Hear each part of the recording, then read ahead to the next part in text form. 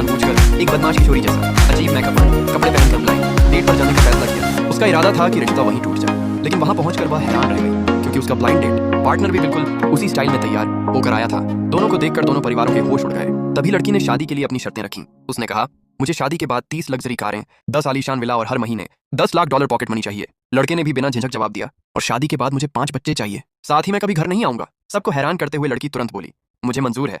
दोनों परिवार डर गए। उन्होंने लड़की को समझाया कि इतना बड़ा फैसला सोच समझ कर लेना चाहिए। उन्हें यकीन नहीं हो रहा था कि देश के सबसे अमीर आदमी का बेटा इतना गैर जिम्मेदार हो सकता है। उधर लड़के के माता पिता ने भी कहा कि शादी की कोई जल्दी नहीं है, लेकिन दोनों ने वहीं सबके सामने ऐलान कर दिया कि वे शादी करेंगे। असल में वे दोनों अपने अपने परिवारों के शादी के दबाव से परेशान थे, और यह सब उसी का बदला था जैसा उन्होंने सोचा था। दोनों परिवार घबराकर तुरंत उठ खड़े हुए और वहां से जाने लगे। लड़के के माता पिता तो उसे लगभग खींच कर बाहर ले गए, लेकिन तभी लड़के को याद आया कि उसका मोबाइल अंदर ही रह गया है। वह उसे लेने वापस लौट आया। उधर लड़की वॉशरूम में जाकर अपना अजीब मेकअप और नकली विग उतार रही थी। तभी उसकी मुलाकात कॉलेज की एक चालाक सहपाठी से हो गई। इतनी महंगी जगह पर लड़की को देखकर वह चौंक गई। फिर उसकी नजर बैग में रखी विग पर पड़ी। उसने तुरंत झूठा आरोप लगा दिया कि लड़की किसी अमीर बूढ़े आदमी को डेट कर रही है। लड़की अपना बैग वापस लेने की कोशिश करने लगी, लेकिन वह उन दोनों का मुकाबला नहीं कर सकी। उसी समय कॉलेज का एक सीनियर वहां आ गया। उसने चालाक लड़की को सबके सामने डांटा और कहा कि वह इस बदसलूकी की शिकायत कॉलेज में करेगा। फिर उसने लड़की का हाथ पकड़ा और उसे वहां से ले गया। पीछे खड़ी चालाक लड़की गुस्से से पैर पटकती रह गई। सीनियर का धन्यवाद करने के बाद लड़की जाने लगी, लेकिन तभी सीनियर की नजर उसके बैग में रखी विग पर पड़ी।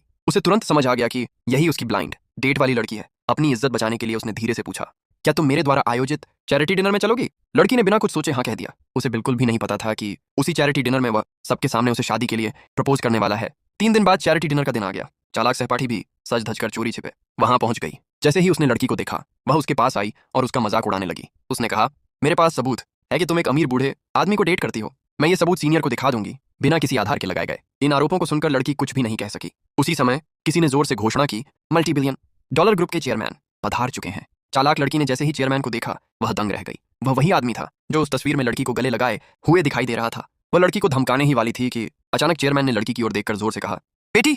उसी समय वह सीनियर भी वहां पहुंच गया। अब सबकी नजरें उन तीनों पर टिक चुकी थीं।